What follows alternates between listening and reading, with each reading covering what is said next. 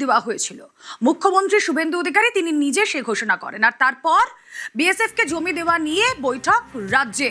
বৈঠক ভূমি ও ভূমি রাজস্ব দপ্তরের সচিবের। কথা বলবো, প্রতিনিধি সোমরাজ বন্দ্যোপাধ্যায় রয়েছেন সঙ্গে। সোমরাজ, যেদিন ঘোষণা হলো মন্ত্রিসভার প্রথম বৈঠকে, সেদিন বলেছিলেন শুভেন্দু অধিকারী ৪৫ দিনের মধ্যে জমি হস্তান্তরের এই প্রক্রিয়া কমপ্লিট করতে হবে।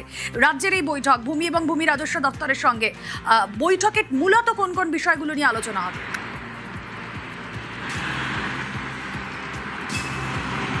দেখো, মূলত যে জায়গাগুলিতে এখনো পর্যন্ত ফেন্সিং এবং বিএসএফ এর আউটপোস্ট করা যায়নি, সেই জায়গাগুলিতে যাতে দ্রুত বিএসএফ এর আউটপোস্ট ও সীমান্তে ফেন্সিং লাগানো যায় তা নিয়েই মূলত এই গুরুত্বপূর্ণ বৈঠকটি ডেকেছিলেন রাজ্যের ভূমি ও ভূমি রাজস্ব দপ্তরের সচিব।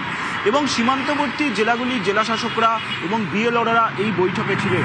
দুপুর 12টা থেকে যে বৈঠকটি হয় সেই বৈঠকে নির্দেশ দেওয়া হয়েছে যে চেক বিএসএফ এর আউটপোস্ট এবং তার সঙ্গে এই ফেন্সিং দেওয়ার জন্য কত পরিমাণ জমি লাগবে সীমান্তবর্তী জেলাগুলিতে, তার রিপোর্ট দ্রুত পাঠাতে বলা হয়েছে ভূমি ও ভূমি রাজস্ব দপ্তরকে।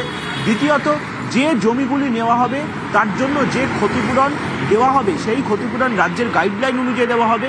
তৃতীয়ত, বিএসএফ এর সঙ্গে সমন্বয় বৈঠক করতে হবে জেলাগুলিকে, বিশেষ করে জেলাশাসক এবং বিএলআরদের একটা সমন্বয় বৈঠক সেরে ফেলতে হবে।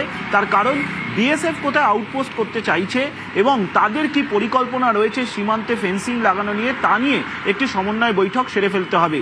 কিন্তু রাজ্যের ভূমি ও ভূমি রাজস্ব দপ্তরের সচিব সীমান্তবর্তী জেলাগুলি জেলাশাসকদের এটাও স্পষ্টভাবে নির্দেশ দিয়েছেন যে দ্রুত এই কাজ করতে হবে এবং মুখ্যমন্ত্রী শুভেন্দু অধিকারী ইতিমধ্যেই ৪৫ দিনের টার্গেট দিয়েছেন, তার মধ্যেই গোটা প্রক্রিয়াটি শেষ করতে হবে।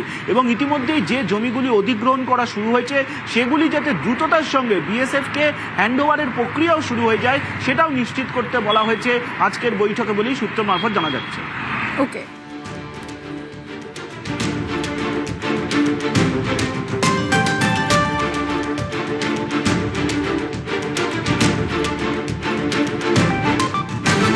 আমাদের দেশের সুরক্ষার প্রশ্ন, পশ্চিমবঙ্গের সুরক্ষার প্রশ্ন এবং যেভাবে জনবিন্যাস বদলে গেছে, আজকে আমরা প্রথম দিনই কেন্দ্রীয় স্বরাষ্ট্র দপ্তর তথা বিএসএফ এর সীমান্ত সুরক্ষিত করার জন্য জমি ট্রান্সফার প্রক্রিয়া আমরা আজকে অনুমোদন দিলাম এবং আজ থেকেই ল্যান্ড ট্রান্সফার প্রক্রিয়া শুরু হবে।